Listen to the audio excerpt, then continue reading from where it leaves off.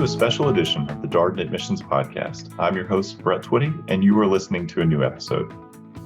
On this episode of the podcast, I'm excited to share a recording from a recent installment in our ongoing Faculty Spotlight series, a series we call Office Hours, featuring Yo-Jud Cheng. Yo-Jud is a member of the Strategy, Ethics, and Entrepreneurship faculty here at the Darden School of Business.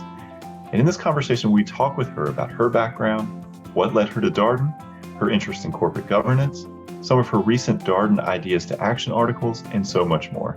I think you're really going to enjoy this conversation. So without further ado, here's my interview with Yo-Jud Cheng. Yo-Jud, I will tell you, it was a lot of fun coming up with the questions and talking with you earlier this week, because this felt like a very kind of like ripped from the headlines session. We're going to talk about a lot of companies that have been in the news a lot over the past couple of years. So thank you for joining. Of course. Yeah, happy to be here. All right. Well, first of all, I would just like to begin by saying real quickly to acknowledge all the nice messages we have received from prospective students and from people who are sort of keeping up with what's been going on in Charlottesville this week. Obviously, this has been a challenging week for the university, but I wanted to thank everybody for the outpouring of support and all the nice messages that we have gotten. And I wanted to thank you also for being here today and joining for the webinar. So thank you. Thank you all. And so, Yo-Jud, as we get started here, I always find it nice just to hear a little bit more about your story and ultimately your background. So share a little bit more with our attendees today about your story. Yeah. So thank you, Brett, so much for having me here. I said my name is Yo-Jud. I'm a strategy professor here at Darden. I was born in New York, and my family kind of lived in a couple places around the northeast of the U.S. Before we moved to Taiwan when I was 7, which is where my parents are originally from. It's where they still live now. And I was there until the end of high school before coming back to the U.S. for college, where I went to Wellesley College, which is a women's college outside of Boston, Massachusetts. I studied economics there and then moved to the Bay Area for a few years, where I worked in economic consulting before I went to get my doctorate in strategy at HBS. And then that brought me here to Darden. So I've been here since I graduated in 2019 from my PhD program. How did you decide to pursue a doctorate in strategy? Yeah, so kind of interesting. I mean, I went to a liberal arts college, and so I studied economics. There was no business major.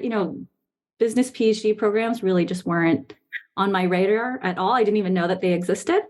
But I knew that when I graduated from undergrad, I was interested in sort of potentially going down the PhD route.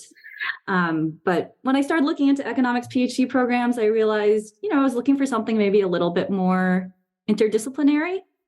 And it was actually one of my coworkers that suggested looking into business PhD programs. And with strategy, what I really liked was that a lot of my coursework that I would be taking would be in economics, and I would kind of have that disciplinary grounding. But a lot of the research questions that people focus on in the strategy field were much more applied and much more interdisciplinary. And that was something that was just like, once I realized it existed, I'm like, oh, this is exactly what I was looking for. And so I sort of started my research process there about the range of different programs, and sort of the rest is history, I'd say. Well, you mentioned you've been at Darden since 2019. So how did you decide Darden was the place for you? Yeah, so this is my 4th year here now.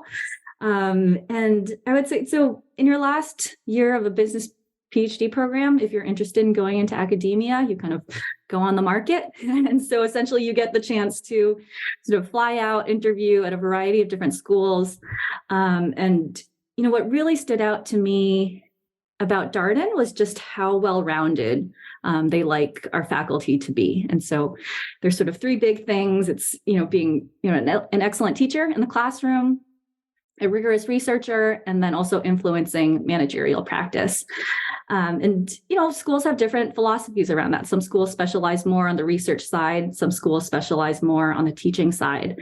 But Darden's philosophy about really sort of emphasizing all 3 of these was something that was really appealing to me. And it was something that sort of I aspired to be in my career. And ideally, I see these 3 things as being really mutually reinforcing. And so that was something that was really stood out to me when I visited Darden and that I thought would be a good fit for my interests. And beyond that, just visiting, I just got along really well with the people here. I just had such a good feeling being on grounds here. I'd never been to Charlottesville before, and I just could see myself really enjoying being a part of this community.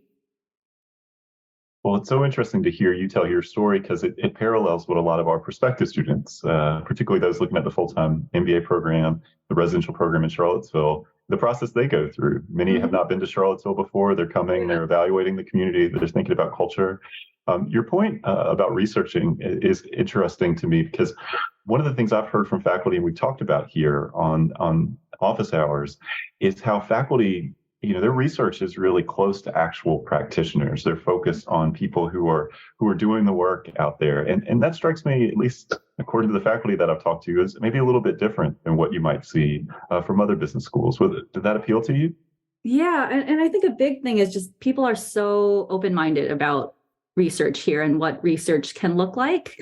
And there are pros and cons of different models, but, in some schools you find that you have a department where everybody is working on really, really similar topics. And that can be great because you can co-author with one another. You can sort of get really deep into the details with one another. But Darden is a place where I think faculty really have an opportunity to kind of develop their own sort of unique path forward. And that's kind of embraced here. And even just down to, how our offices are set up here. We don't sit in departments. We're all mixed in together. And I think that kind of infuses a lot of what we do. And so you end up with people that research topics that span a lot of boundaries. And that's something that I think one sort of translates really well into the real world. And then two, on the research side for me is just so fun to see all the different types of things that people are working on all the time.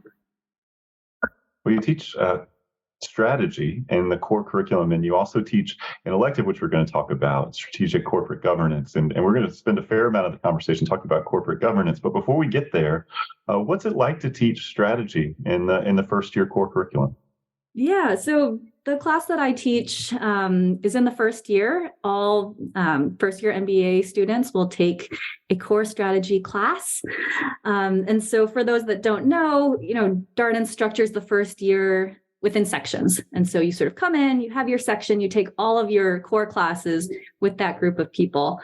And so before even getting into the content of the class, it's really fun just to be a part of that core experience because you have sections, they develop their own norms, their own cultures, and they really develop a kind of cool sense of camaraderie amongst one another, and they get to know each other really, really well.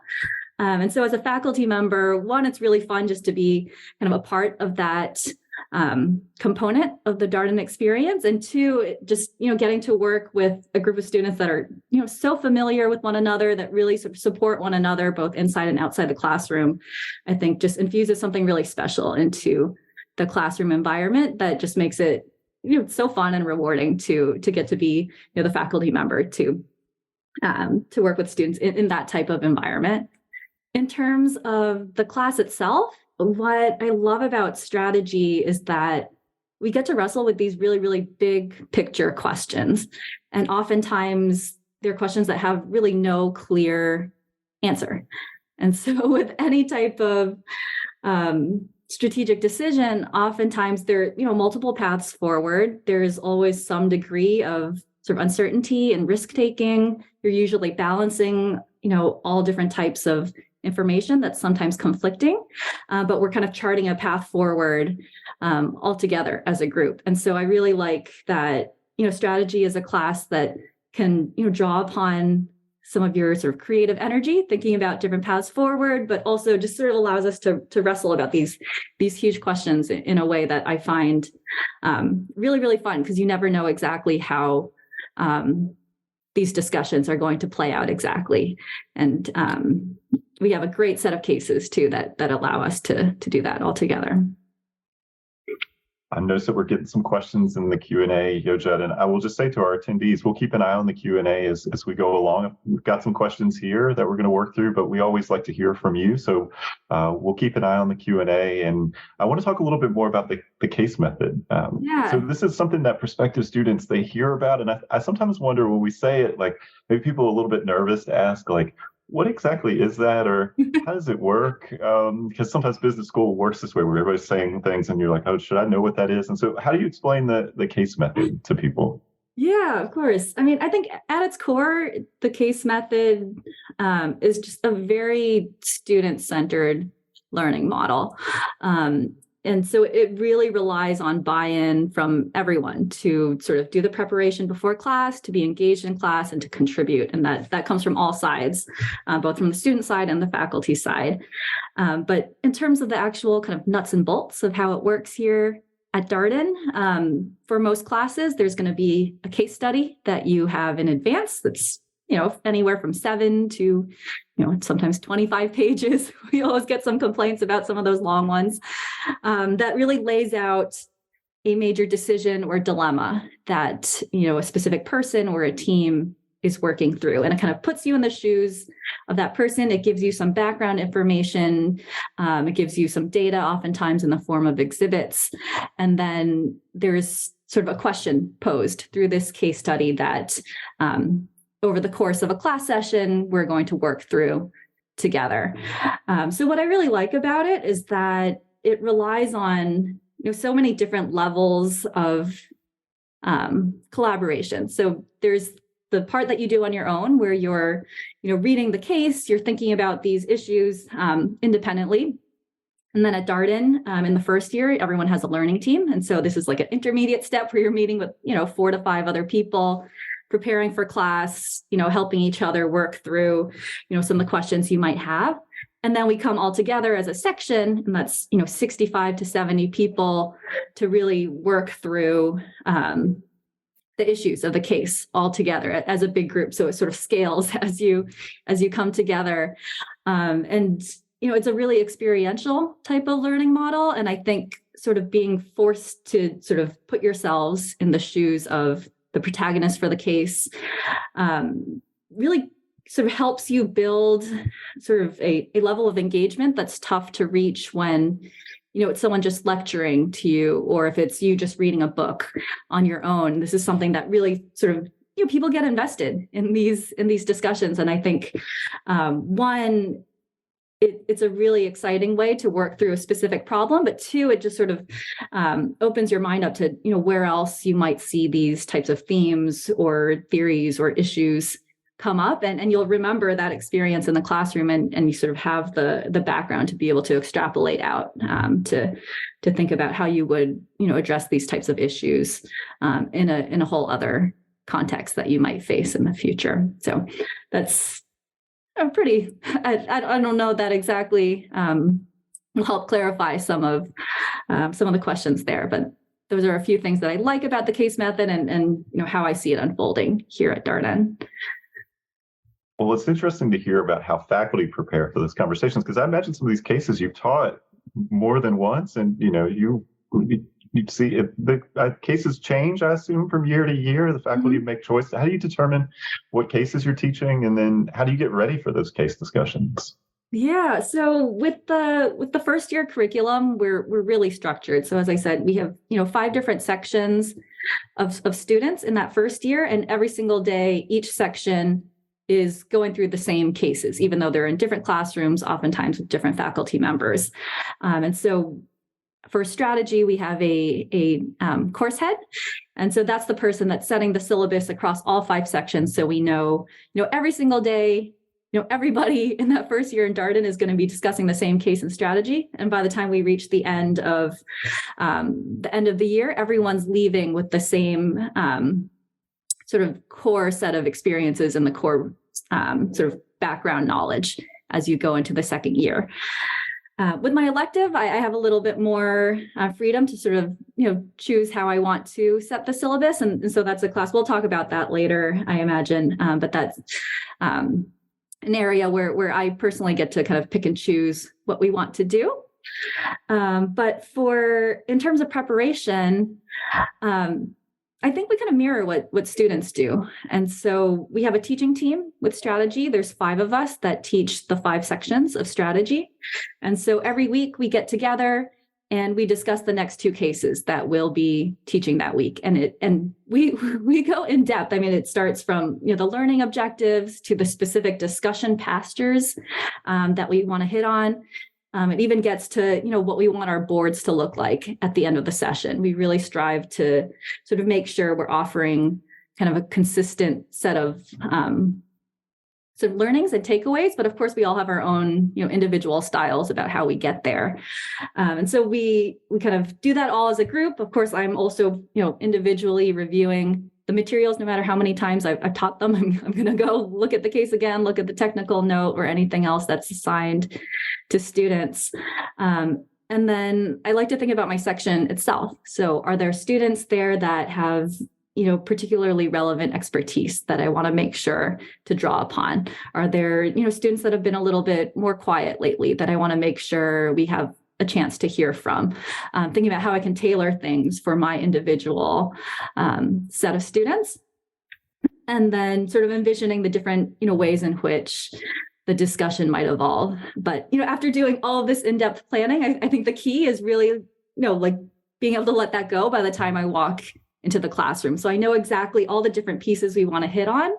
But because it's a case discussion, sort of by the time I walk in, I want to be flexible enough to kind of let those pieces fall in whatever order they're going to come in, and sort of making sure we can piece them together, but being, prepared to the extent that I can kind of let go of the plan and let things just kind of flow organically, see how things develop once we're all in there together. And what's fun about the case method is that it's inherently unpredictable, and so we're there to facilitate and kind of bring people sort of down a path together. But there's always something new that I'll hear or learn anytime I teach a case, even if I've taught it a whole bunch of times before. Got a question in the Q&A about I guess when something happens in the news and it aligns with what you're learning about in class, do you make time for those discussions? How does that get woven into what you're discussing? Because strategy, companies are making strategic decisions all the time, all the time. Yeah, I think that's one of the really fun things too about strategy. Also with our teaching team, we're constantly emailing each other throughout the year, even when we aren't teaching. It's oh man, did you see this news about Nintendo, which is one of the cases we teach, and it sort of perfectly aligns with something we discuss in class. So we're always amongst the faculty and oftentimes from our students as well, keeping up to date with what's going on. With respect to the actual case discussion, I really like to strive to kind of keep us in the moment of the case, and sometimes that's sort of bringing us a little bit into the past, and maybe they're thinking about a decision where people actually know what ended up happening. But with strategy, we don't, that's not necessarily the answer, right? There are probably other paths they could have taken, maybe something that could have worked even better. We just don't know. And part of the fun of the discussion is sort of imagining you're there at a certain point in time, and sort of debating what's going on in that moment. But oftentimes at the tail end of class, we'll have a little debrief about, what's going on with the company now. We also kind of have a tradition of sending out follow-ups after class. And oftentimes that's a chance to sort of pull in recent headlines, and oftentimes students will send those along too. So we definitely strive to bring in what's going on right now, but for the purposes of the sort of case discussion itself, oftentimes we try to really focus in on kind of the particular moment in which we're sort of making a decision, or we're sort of charting a path forward. Do you have a favorite case that you like to teach, or you just think it's so much fun to do with students? It always changes. Sometimes a discussion will just go particularly well, and I walk out of class and oh, that's my new favorite case. So it always changes. I'll say right now, there's one that I'll mention now. It's one of the first cases we discuss in strategy, and it's about Red Hook, which is a microbrewery. And essentially, we kind of start out the discussion talking about big kind of environmental trends. We're talking about economic trends, demographic trends, sociocultural trends, and how all of these things are sort of indicating that we're going to see massive growth in the microbrewing industry and how this is, a great place to start a new company. People get excited and they're like, oh yeah, this is like, all signs point towards this being, a great path forward for Red Hook, which is a brewery that was founded by a Darden alum. But then we sort of flip things, and then we start sort of using a different framework to look at the fundamentals of the industry. And what we find there is that there are a lot of sort of industry level structural factors that put a lot of downward pressure on profit potential. And so even though we're seeing growth in microbreweries on the whole, for any individual company, it's actually really, really challenging to sort of achieve profitability, just given these major industry trends. And so what ends up happening is that this is a case where a lot of people end up changing their mind. They kind of walk in, they're like, oh, this is a great industry to be in. But by the time they walk out, they're like, oh, wait, no, actually, this, maybe it's better to be Miller. Maybe it's better to be Anheuser-Busch. And I think this is a case where, one, it's fun to see people sort of change their perspective in the course of our discussion. But two, I think it really highlights one of the challenges of strategic analysis is that you're going to be weighing different types of information that's oftentimes conflicting, and it's up to you to try to figure out, what information to use, how do you integrate it, how do you use that to inform your decisions in the face of a lot of uncertainty. And so I think that case really nicely highlights some of the kind of underlying themes that come through the rest of the strategy course. So for now, I'll say that one's a favorite, but it always changes. Well, I mentioned we were going to be talking about corporate governance, which is one of your areas of expertise, and we're going to be talking about your elective as well. But before we kind of get into all the conversation about corporate governance, I thought it'd be nice just to start with, well, what is corporate governance? How do you explain this to people who are not as familiar with the topic? Yeah. So in addition to the strategy course, I teach a class on corporate governance. I think on the most fundamental level, corporate governance is kind of the system of guardrails and processes that make sure that kind of guide the overall direction of a firm. And that's really abstract in terms of, how I see corporate governance in practice, just given that I'm a researcher in a business school. The board of directors is really sort of the nexus of where a lot of the sort of corporate governance questions that I'm interested in come to play. And so if you think about a typical organization, you have, employees, middle managers, executives, and then the CEO. And then in a public company, or in any company, really, you have a board of directors that sits above that entire sort of pyramid there. In a public company, the board is elected by shareholders to essentially act on their behalf and make sure that management is managing the organization in their best interests. And so if you think about the CEO in a typical company, and you're like, okay, they're at the very, very top of this hierarchy, who's their boss? It's the board. The board is the group that sets their compensation, that hires them, that has the power to fire them. And they're really sort of there to oversee the overall direction of an organization. They aren't there to run things day to day. They aren't there making the kind of small tactical decisions. They're there sort of looking at the overall sort of big picture for an organization. And so for me, corporate governance is a lot about what is that board of directors doing? What are their responsibilities? How well are they executing on sort of what they need to do to make sure that an organization is run effectively for the long term? So for me, corporate governance in practice is a lot about the activities of a board of directors that oversees an entire organization. How did you get interested in this topic? Yeah, it was very roundabout. It's kind of similar to how I ended up in a strategy program. I mean, prior to applying to grad school, I can't say I would be able to say what corporate governance is in any type of knowledgeable fashion. But I would say kind of entering grad school, I was always really fascinated by this idea of how individuals within a firm can kind of really shape the trajectory of an organization, and how, you can have, a huge organization, but then, you have certain people that just hold so much influence over the direction that the sort of decisions that they make have just extraordinary implications for both people within the organization and outside. And that was just always something that was really fascinating to me.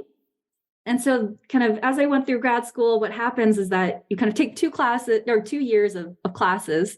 And then the third year, you're just suddenly all on your own. And essentially you're tasked with kind of finding your own research identity and figuring out what you're going to write for your dissertation. And really, if I had disappeared for months, I don't know if anyone would have realized it, because they really just kind of set you free to figure out what you want to study. And so I was just, reading a lot of books, reading a lot of papers, looking at the news. And this idea of CEO transitions became something that kind of really highlighted this idea of like, okay, there are certain people that can have a major effect on the direction of an organization. Oftentimes that's the CEO.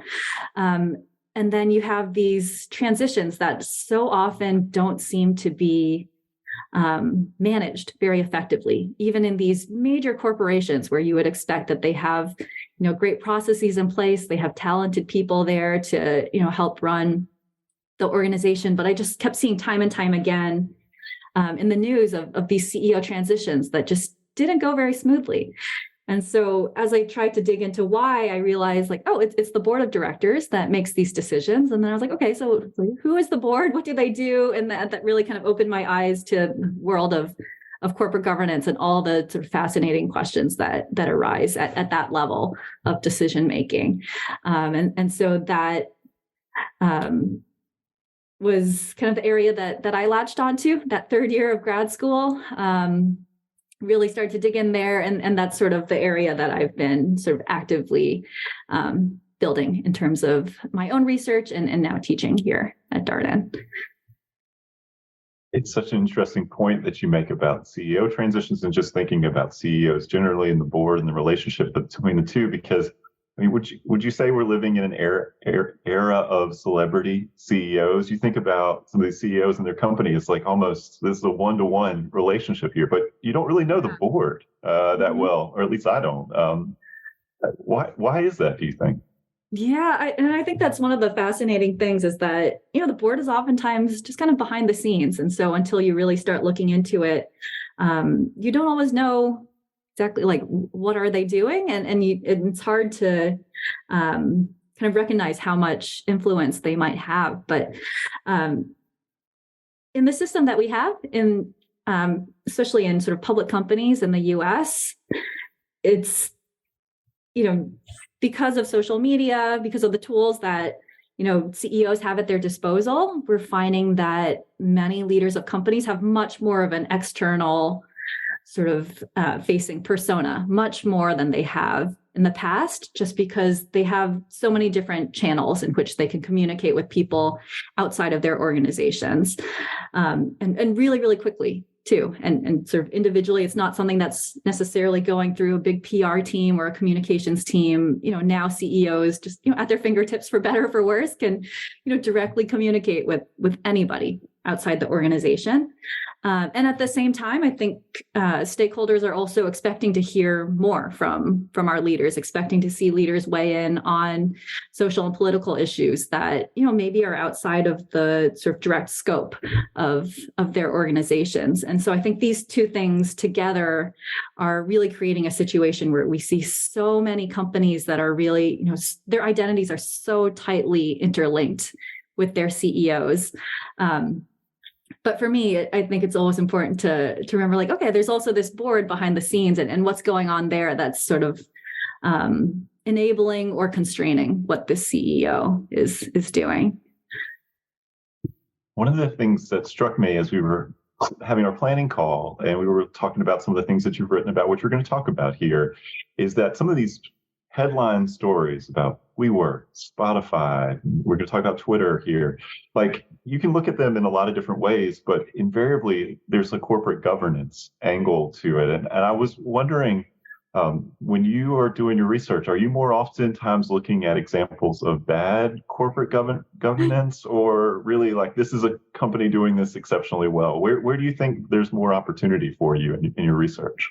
Yeah. So one of the interesting dynamics that emerges is that, in the ordinary course of business, you don't hear that much publicly about what a board is doing. They're taking minutes during their meetings, but these minutes are not made public.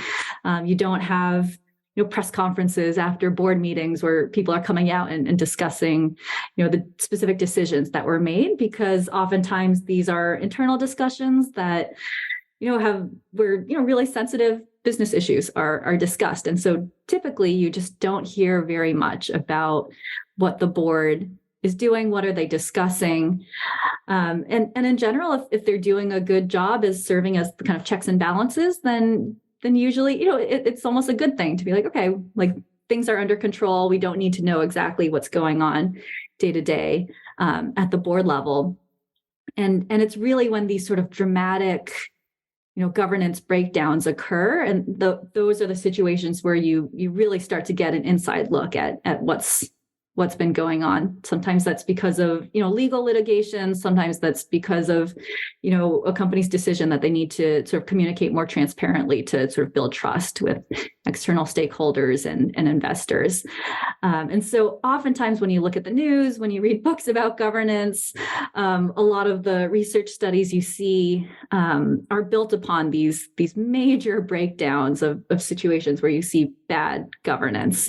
And there's plenty you can learn from those situations. And a lot of these types of events really help us think about how governance can be improved moving forward.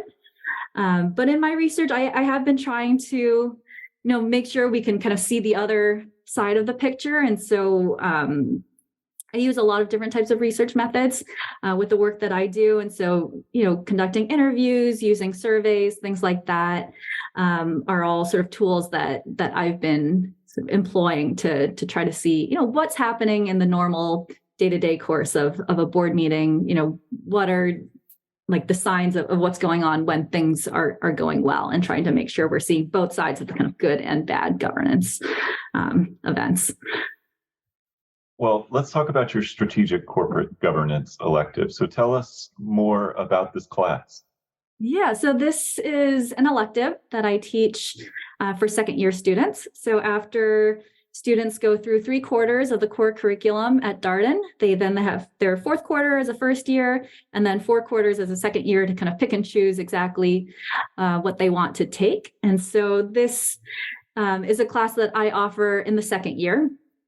And it's all about boards of directors. And essentially, the first part of the course is about the different responsibilities of boards. And so it's things like how do you determine what capabilities you need? How do you build the right culture and dynamics within your board? How do you approach setting CEO compensation? How do you hire and fire a CEO? That's the first part of the course. And then the second part of the course is sort of integrating across all of that to discuss, major strategic issues that boards are involved in. And so that could be, bringing a company public. That could be, navigating a merger or acquisition situation. It could be engaging with an activist investor. It's sort of thinking about these sort of major strategies or big picture questions that boards are involved in, and the kind of different dynamics at play. And that's what we discuss in the second part of the course. So that's kind of how I've designed it. Why do you think this class is important for MBA students? Yeah, I mean, so one of the things that I find really fun about teaching corporate governance for second-year students is that a lot of people come in with a very limited knowledge about corporate governance, which is what I expect. And so on that first day of class, I give them a survey. I ask them about all different types of corporate governance issues and their views on them. So like things like should a CEO weigh in on social and political issues? Do you think that the level of CEO pay in the US is too high? A lot of these debates around corporate governance. But I also have a question in there that asks, how much do you know about corporate governance? And essentially, usually we're starting at a pretty low baseline, which I think is really fun. And so just bringing people in who don't have any type of, oftentimes no direct background in corporate governance. This isn't something that they've thought about necessarily. But as we go through the course, these sort of light bulbs go off where people realize like, oh, wait, like all of these different things that they've seen in other courses, have a governance component to them. All of these different, things that they see in the news actually have, a governance element. And this is a course that's, really, really multidisciplinary. It builds, as a strategy professor, oftentimes I focus on the strategy angle, but, corporate governance builds on finance, on accounting, on ethics, on leadership, all of these different things that they've been looking at somewhat separately over the course of their first year through their core classes are all sort of coming together to be integrated in the questions that we're discussing in corporate governance. And so what I love is just the opportunity to kind of introduce a field that I find absolutely fascinating to a new section of students each time I teach it. And then by the end of the quarter, I have another survey. We always, when I ask again, like, how much do you know about corporate governance? We've all moved significantly over to the right in that distribution. But also just moving forward, I think one of the most fun things is that I'm always getting emails from students, even after they've left Darden. They say like, oh, like I just did this at work and this was just like what we did in class, or, I saw this news article and it reminded me of the discussions that we had and really just sort of what I love about the class is that it helps people see the importance of governance and just how it's absolutely everywhere. And that's something that people oftentimes don't recognize before we all come together for the course. Well, that's a good transition to kind of the next questions. I see we're also getting some questions in the Q&A, and we'll touch on some of those as well. But I want to transition and talk a little bit about some of your ideas to action articles. Mm-hmm. And one of those is about WeWork, and you actually wrote a case about WeWork. Do you want to talk a little bit more about this case and how you got interested in this particular, topic, for lack of a better word? Mm-hmm. So, I'm always on the lookout for interesting new cases. As we kind of talked about earlier, with the elective, it's kind of up to me to decide how I want to design the syllabus. A lot of the cases that we discuss are ones that I've written kind of specifically tailored for the course. And so I'm always looking for interesting new topics. And so with WeWork, this was one where I just became obsessed with what was going on. There were, thousands of articles about the kind of botched IPO process with WeWork, and I probably read like 95% of those articles. But what was fascinating there was that, a lot of the focus initially was on the CEO, Adam Neumann, some of his kind of personality quirks, strange things about how, he was choosing to lead the company. But then you also start to get a bunch of articles around, what was wrong with their governance system. And that was also fascinating to me, looking at like, okay, they chose to implement these certain practices that are, really out of the norm from what you see in other companies in the same industry or other companies that are approaching an IPO. But the kind of more I looked at it, the more I was interested in why this happened in the first place. We had a board of directors that was filled with very, very experienced investors and venture capitalists that had successfully brought other companies public. Presumably they, had experience sort of evolving and sort of developing a corporate governance system that would be appropriate for a company that's approaching an IPO. And in this case, it just really didn't happen. And so what I wanted to focus on in the case study was not just what went wrong, but why this happened, and really getting into the incentives of the people in the boardroom, the culture that was at play, the kind of power balance and imbalance between Adam Neumann, the CEO, and the other board directors, and really kind of have a chance to discuss within the class, how do these incentives change as a company approaches an IPO? What are the things that a board can do proactively to try to avoid a situation like this, and really digging into the why of what happened here, and ideally sort of getting to a place more broadly to get people to think about, what can be done to avoid a situation like this in the future.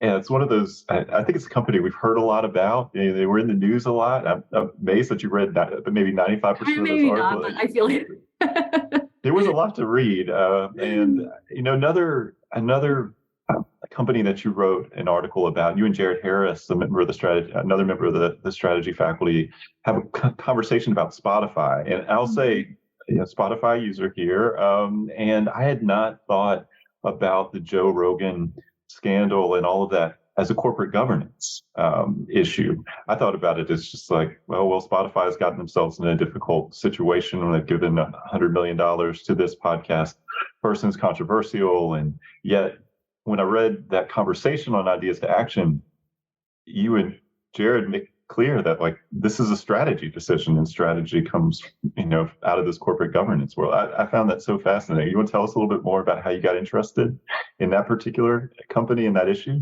Yeah, so I think it really kind of highlights the role of an effective board and what they can do. And so when you think about, a CEO, their, chief strategy officer, the teams internally, oftentimes they're making, decisions around the overall direction for an organization where they want to invest. And then sort of from there, they're making all of these sort of individual decisions to try to execute on that strategy and to try to bring themselves forward. And oftentimes, you have different teams making different decisions, maybe somewhat separately, and you end up sort of everyone's sort of driving towards the same goal, but you're sort of making these individual decisions in a somewhat disparate fashion, and they just kind of keep rolling if you're sort of in the company day to day making these operational decisions. But what's unique about the board is that they're there to sort of look out for the organization on the whole. And so really it's sort of incumbent on them to kind of back up and be like, okay, if these are the decisions that we're making about the strategic direction for the firm, and these are kind of the tactical decisions that are getting us there, what are the bigger picture risks and implications of these types of moves? And, sometimes it takes being somewhat separated from the day to day to be able to see that. And that is, what the board is. And so what that highlighted, what the Spotify situation highlighted to me is that, when you have a board that has the right, processes in place to sort of get the information they need to see what's going on within an organization, but also have the right sort of culture in place to be able to be a little bit skeptical, to be able to ask the right questions about, what are the implications of a direction for an organization. When you have that in place, that's a situation that can help an organization sort of get on the right track before ending up in kind of an unintended place where there's sort of blowback or some type of reputational risk that ends up kind of imploding down the line. An effective board would be able to kind of stop you before getting down to that point if they have the right practices in place. Well, let's talk about probably one of the more notable board related meltdowns from the past few years. I'm looking at you here on the Zoom screen. Over your shoulder, there's a copy of Bad Blood right there. And so Theranos, the Elizabeth Holmes health technology company, a lot of hay was made about the board for this company and just these incredible people, very accomplished. And I was struck by sort of your take on that story. You want to tell us just a little bit more about how you got interested in Theranos and everything that happened with that company? Yeah, so I imagine many people have heard about the huge rise and fall of Theranos. What really intrigued me about the situation there is that, if you go back, 30 or 40 years ago, people always laugh about how, people didn't take corporate governance very seriously. The board was, and oftentimes people would say the board is this Christmas tree and individual directors are ornaments that are just meant to be, shiny objects that people externally will see and be like, oh, look, this board seems to have, the right shiny pieces. And that's kind of all that was expected from board directors. But since then, the general consensus is that, boards have developed to be much more proactive. We expect much more from our governance systems. But this was a situation where that exact same sort of dynamic just came back out. People looked at the board of Theranos. They saw a group of people that were, luminaries from the government and military world. And somehow people saw that and they're like, oh, wow, look at how well this organization is governed. Like, look at the resumes of the people on this board. This must be, everything must be going great here, because people were just so kind of dazzled by the sort of credentials of who is sitting on this board.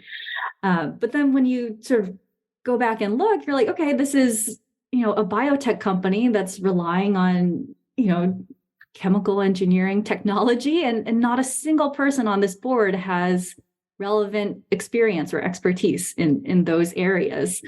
And so I think what's fascinating about what happened there is that, when things were going well, when, investors were excited about the company, people saw this board and there were literal articles about, how well this organization was governed. And people were kind of blinded to the kind of realities of what was going on until afterward, when they went and looked and were like, okay, wait, this board doesn't actually make any sense at all in terms of the capabilities of the people in the room, in terms of how these board members were recruited.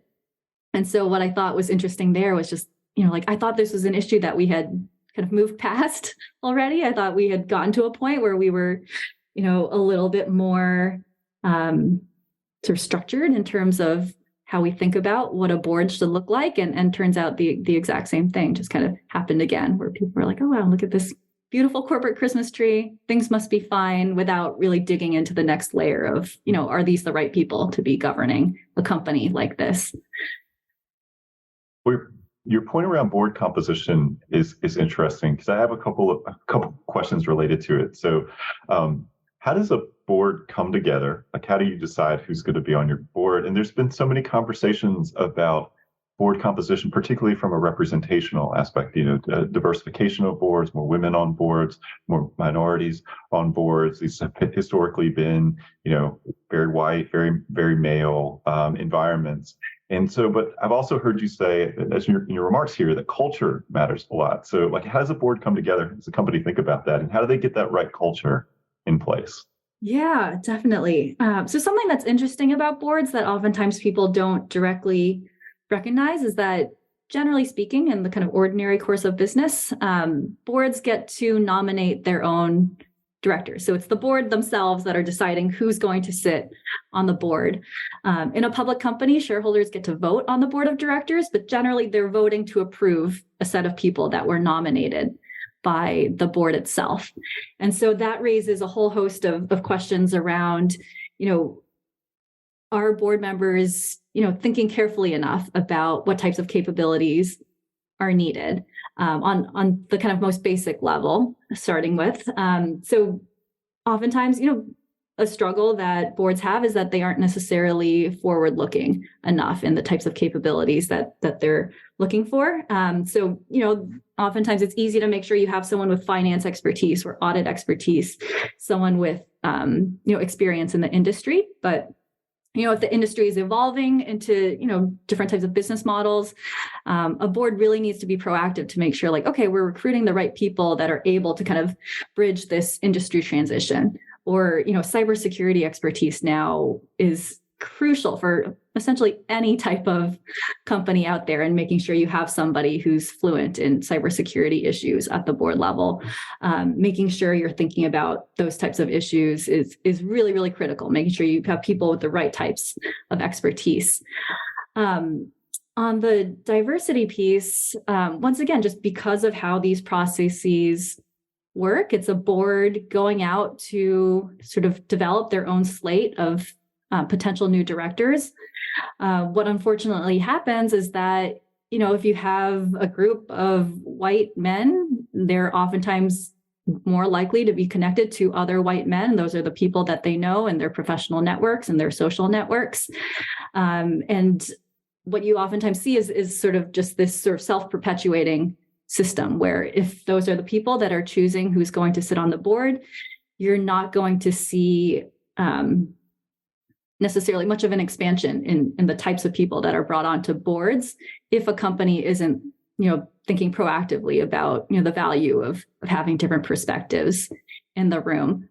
And so for a board, just given that they need to oversee these major sort of big picture questions, it's really crucial to be able to have a broad set of perspectives there. And one thing I always like to think about is, like, what's the purpose of getting a board together, right? So if you think about a situation where you have a bunch of board directors that, they went to school together, they, go on vacation together, they're, people that have known each other for years and years and years. They walk into the board meeting, someone says something and everyone's just like, oh yeah, couldn't have said it better. Totally agree. This is exactly what I was thinking. And you walk out and you're like, man, what a great meeting. Like, you said exactly what I was thinking. And people can feel great about that and be like, oh wow, what a great board meeting. But, if you're walking in there and then walking back out with the same exact perspective, in my view, like, what was the point of getting everyone together in the first place? Like, there was no reason to put everyone in that room together if we were all just going to agree with one another. On the flip side, you can imagine a much more diverse board, people that are coming in with different types of expertise, different types of experiences from different demographic backgrounds. You go in, people are pushing one another. They're sort of discussing things from different angles. They're asking questions to sort of check each other's assumptions. And you're sort of walking in there. It can be, difficult to have those types of discussions, but then when you walk back out, people are seeing these issues slightly differently from how they did when they walked in. And that's really the point of getting people together. I think at their best, like, board meetings should be challenging and people should be asking difficult questions and people should be walking out with a different perspective than what they had when they first went in. And that's really difficult to have something like that if you don't have sufficient diversity on your board. And so I think that's a critical piece of thinking about how to build the right board. But in order to go into the culture piece, I kind of see both as being critical. You need the people with the right capabilities, but you also need the right culture. So, you can have the most brilliant, wonderful people in the room, but if you don't have a culture that allows people to kind of share their expertise or to effectively, work with one another, you aren't going to be able to reap the benefits of having those people in the room. And so kind of both pieces are really, really critical in my view for good and effective corporate governance. Well, Yo-Jud, you shared so much already, but I feel like it's been a week of really quite a bit of business news. And we questioned in the Q&A earlier about, well, Twitter, which has been in the news quite a bit. And it feels like every day there's a new thing coming out. And when you look at all those stories, do you think about it from a corporate governance angle? Is there something that jumps out to you from a governance standpoint? Yeah, I mean, Twitter and Elon Musk just offers endless fodder for discussion. I mean, I've been teaching my corporate governance elective for the past 4 years, and obviously, this Twitter situation wasn't on the radar, in 2019, but there's always something going on with Elon Musk that we can discuss in class. And so for me, there's almost always a governance angle to anything he does there. But I think what's kind of interesting about Elon Musk and right now with Twitter is that, oftentimes with WeWork, with Theranos, we were seeing governance breakdowns in a way where we were seeing themes that were consistent with, things that we've seen happen in other companies. And so the question there is like, okay, why is this happening again? What went wrong? Why did it go wrong? But it's sort of in a way that we've seen things unfold before. With Elon Musk, it's, he makes a certain move and then you're like, okay, based on how other events have unfolded, I would guess that X, Y, or Z would happen. But because it's Elon Musk, it's something completely different. And so you kind of need to throw out the playbook of like, okay, if X happens, then Y is likely to follow. There's just this level of unpredictability and just, the way he, the decisions that he makes, differ so strongly from what we oftentimes see in other settings that it's nearly impossible, for me anyway, to predict what he might do. And so what's interesting there is just every time something happens is thinking about like, okay, what might be the implications of him making this decision? And it's an interesting thought experiment because oftentimes it's something that we haven't seen before. And it's sort of unfolding in a way with, it's unfolding in a way that's completely unique. And so the governance questions there are sort of like, all right, now that this has happened, I didn't know this was going to happen, but what might be the implications on the governance side? And it's constantly evolving. But anytime I see a news article about Twitter these days, there's always some, I'm thinking like, okay, so, what would this mean for the governance system in place? So we've talked a lot about these kind of celebrity CEOs or celebrity founders. The person, they became outside personalities, or you knew the person as almost again before you even knew anything about the company. Like you had met the person too. Can a board stand up to that kind of person? Where it's like this person founded the company, or they're a huge personality that comes with all that baggage to the acquisition of the company. Do you think a board can stand up to them? I do. I definitely think a board can stand up to sort of a larger than life founder or CEO, but it's not easy for sure, and especially just given that oftentimes early on in a company, board members are investors, and typically early on in a company's development and life cycle, they don't have a clear strategy yet. They don't necessarily have a clear product. And investors are really investing in the person, in the founder, and their vision. And so when you start at that place, you kind of end up with a balance of power where, investors and board members are giving a lot of free rein to a founder to kind of make the decisions that they want to make, and really kind of giving a lot of discretion to founders.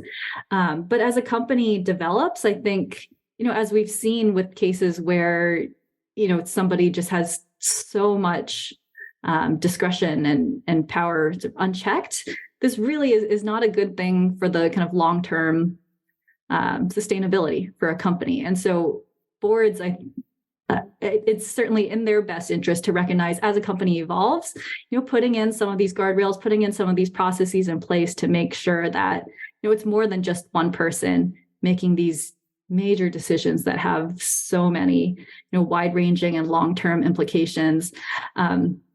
Making sure they have the right team in place, making sure the board has access to the right information to be able to both monitor and kind of collaborate with the management team is definitely in a company's best long-term interest. And for that reason, board members that recognize this should be able to kind of build the systems that are needed to create a better balance between the board and management and the decisions that are made there.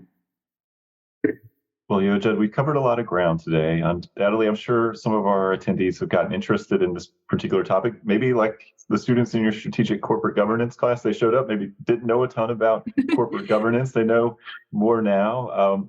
Any books you would recommend? What are 2 or 3 books for people who are interested in further exploring this topic? Yeah, definitely. So as you mentioned, on my bookshelf behind me, Bad Blood by John Carreyrou, all about the situation at Theranos. The author is the Wall Street Journal journalist that wrote that initial set of articles that really started to kind of poke holes in this sort of beautiful, external image that Theranos had cultivated, and really fascinating insights into kind of the governance system there and what was going on behind the scenes. The one thing I'll say is don't start reading it on a weekday, because you're going to be up until 3 a.m. because you won't be able to put it down. And then, you're going to be really tired at work the next day. So Bad Blood by John Carreyrou. On the good governance side of things, I would love to recommend Ride of a Lifetime. It's the autobiography memoir by the former CEO of Disney, Bob Iger. And so he stepped down in 2020 after a really successful tenure as the head of Disney. And what I love about his memoir is that he really goes into his decision-making process around these big, major strategic calls that he had to make over the course of his career. And he also talks a lot about how he thought about, collaborating and working with his board, and how he convinced them to sort of buy into his vision, the times when they were really pushing back and sort of were skeptical about what he was doing, and how he thought about that relationship with his board and some of those internal discussions. that's a fantastic one that I really enjoy, and it has a happy ending. This is a positive governance story for that one. The third book I'll recommend, much more of an academic book. It's called Searching for a Corporate Savior. It's by Rakesh Khurana, who's a professor at Harvard, and it's based on his research all about what you would call the market for CEOs. And so it's about how CEOs are selected, particularly when a company is looking outside the firm. And it's all about, the different barriers in place and the different sort of incentives at play that really make it challenging for a board to sort of effectively vet somebody, and the types of biases that come into play when you're looking for a kind of corporate savior to come into your organization, particularly when you're undergoing kind of challenging circumstances. That was one that I read in grad school. I checked it out from the library thinking I was just going to, I'll read the introduction, I'll read the conclusion, but I got totally pulled in. It was a fantastic book that really gives you insight into what's going on at the board level when a CEO is selected. So those would be the three I would recommend. All right. Well, thank you, Yo-Jud, for joining us for this office hours conversation. It's great to have you here. And thank you to all our attendees and all the great questions. I mean, we're even getting book recommendations here in the Q&A. Somebody threw out The Smartest Guys in the Room, the Enron I just story. read that this summer. It's also by, there it is. Yeah. And I think there's even a Darden class where they read that book together. It's an interesting one. Documentary is also very interesting if anybody's curious about that story. So as always, we're going to share out the recording from this office hours conversation on our podcast, Experience Darden and the Exec MBA podcast, and we'll also have it up on the Discover Darden blog. And we'd encourage you to join us on December 2nd. We'll be back with another office hours installment with Professor Pedro Matos, who I think may be calling in from Spain for that one. So you'll have to join us to see if that's true. But Yo-Jud, thank you so much for being here today. And to everybody, wherever you may be in the world, thank you for your time and for your interest. And that was my conversation with Yo-Jud Cheng, an assistant professor of business administration here at the Darden School of Business. As always, if you have any comments, suggestions, requests, anything you'd like for us to cover here on the podcast, we're all ears. We can be reached at Darden, that's DARDEN, @virginia.edu. Till next time, stay safe, be well, and thanks for listening.